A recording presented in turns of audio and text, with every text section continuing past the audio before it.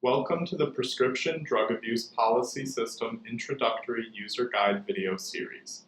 PDAPS was funded by the National Institute on Drug Abuse to track key state laws related to prescription drug abuse.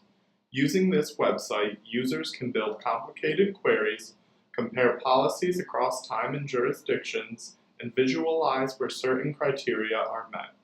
In this series of instructional videos, we will cover the basics you need to know to get started navigating the various datasets available to you on PDAPS and take full advantage of all the available features. Each individual dataset on PDAPS includes downloadable statistical data, a codebook that defines the variables, and a research protocol describing the methods and detailing scoping and coding rules for the dataset. Most datasets also include a one-page summary report that highlights key findings within the dataset. To download the data and other publication documents, you will need to create a PDAPS account. To get started, select Create an Account in the top right corner of the screen. Fill in the fields with your email and select a password, and then click the green Sign Up button. Once you've activated your account, you're ready to sign in and begin. From the PDAPS homepage, select the topic you wish to explore.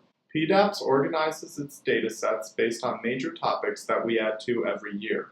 Current major topics include expanded access to naloxone, Good Samaritan 911 immunity, medical marijuana, opioid-related controls, prescription drug monitoring programs, and related topics. Once you've selected your topic, you will be brought to the dataset homepage. From here, you have a variety of ways to explore the data. What works best for you will depend on what you're planning to achieve. In this video series, we will explore all the different ways to use PDAPS data. Above the list of questions on the left is a toolbar that offers users different ways to sort data, with links to explore, filter, and reset. Explore is the default way to sort data in PDAPS. The Explore functionality shows results at a quick glance by displaying all the responses across all jurisdictions for a single question. To make a query, select a question on the left to make it active. The map will show all jurisdictions highlighted as they correspond to your chosen criteria. Beside the map is a legend explaining the data, a single highlighted color for a positive response, two colors for a binary question, or a range of color shades for a categorical question. Below the map is a table version showing the results of the selected criteria. You can click on the green citation button to view pin citation or full-length law containing the cited answer. Note that some responses may have a yellow caution note icon next to them.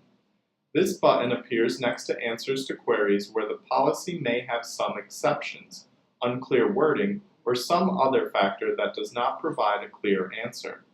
Clicking it will display an explanatory note highlighting the nuance in the law. You can download a full Excel spreadsheet report of the table by clicking the Download Table button at the top of the table just below the map. The report will contain the answers to the selected criteria and a citation to the law that provides the answer. The Filter functionality allows users to build complicated queries and visualize where criteria are met. Unlike the Explore functionality, Filter lets you set multiple criteria. To make a query, set the criteria by selecting the answers to the questions on the left. The criteria will display above the questions, allowing you to keep track of what you've selected. To clear the current criteria and start anew, click the Reset button in the toolbar above the questions. In filter mode, the map will only display two colors, meets criteria or no data. Just like in Explore mode, the table below the map will display the results of the selected criteria. Note that this view displays by the actual variable, so for Check All That Apply questions, you will select the actual answer choice to query.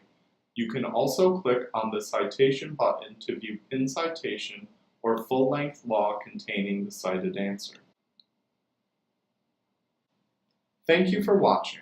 This is the first video in our Navigating PDAPS Introductory User video series.